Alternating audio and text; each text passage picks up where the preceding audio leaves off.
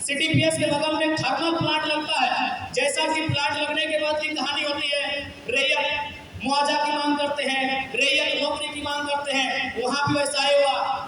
फिर पुलिस बीच में आती है, कंपनी के दबाव में केस होता है, जैसा हर जगह पूरे झारखंड में रैयतों के साथ होता है। वहां भी 21 लड़कों के साथ केस हुआ, लेकिन केस करने के बाद मैनेजर ने क्या बोला मालूम है?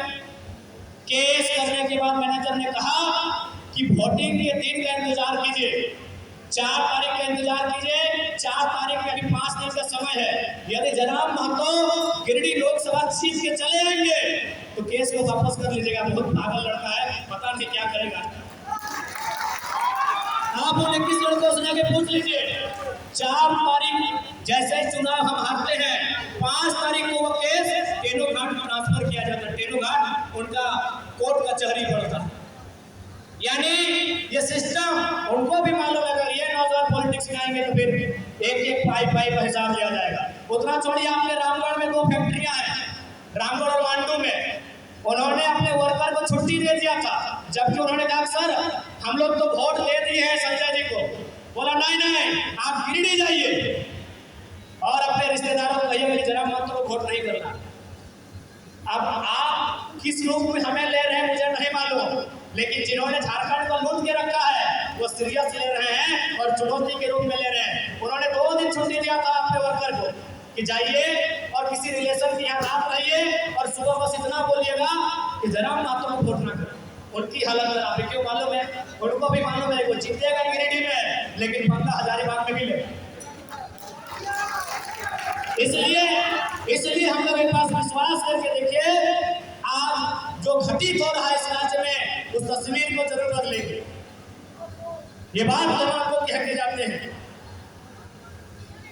क्योंकि आज एक कार्यकर्ता मिलन समारोह भी है, तो थोड़ा सा ये भी कहना चाहेंगे, क्योंकि यहाँ जो लोग आए हैं वो गिने चुने लोग हैं, चाहे हमारी बहनें हैं, हमारी माएँ हैं, या फिर हमारे अभिभावक हैं, हमारे नौजवान साथी हैं। यहाँ कार्यकर्ता लोग आए हैं। देखिए, नेता का चुनाव जीतने में कभी रोल नहीं होता है। न संजय जी हर एक बूथ में गए हैं, न जयराम महतो हर एक बूथ में गए हैं। चुनाव जीतने का काम कार्यकर्ता करते हैं, केडर करते हैं। यानी यहाँ आप सभी कार्यकर्ता आए हैं, ये कोई जनसभा नहीं है, ये कार्यकर्ता सम्मेलन है। इसलिए मैं आपसे कहना चाहूंगा, मैंने बचपन में एक फॉर्मूला एक इंग्लैंड के कोच से पढ़ा था। उन्होंने कहा था कि किसी भी चीज का आपको जीतना है, क्योंकि वो क्रिकेट टीम के लिए कह रहे थे, लेकिन आज हम चुनाव के संबंध में कहेंगे कि अगर जीतना है तो आपको 3D का फॉर्मूला के साथ चलना होगा। पहला डी से होता है डिटर्मिनेशन।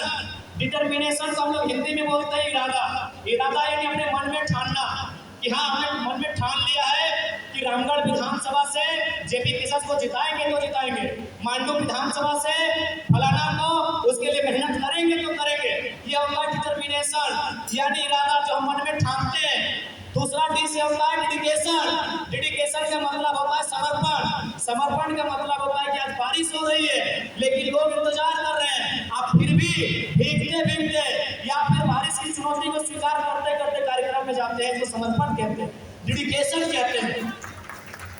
और आप जब इस कमरे में बैठे हैं ना, यहाँ डिटर्मिनेशन भी दिख रहा है कि आप संकल्प लेके आए हैं कि जब तक जयराम बाबू अपना भाषण खत्म नहीं करेंगे हम लोग घर नहीं जाएंगे। आप डेडिकेशन में भी बैठे हैं, आपकी और एक भी पंखा नहीं है, आप पंखे को घुमा रहे हैं लेकिन फिर भी बैठे हैं, इसे डेडिकेशन कहते हैं। लेकिन एक चीज की कमी है, जिस लास्ट में डिसिप्लिन कहते हैं।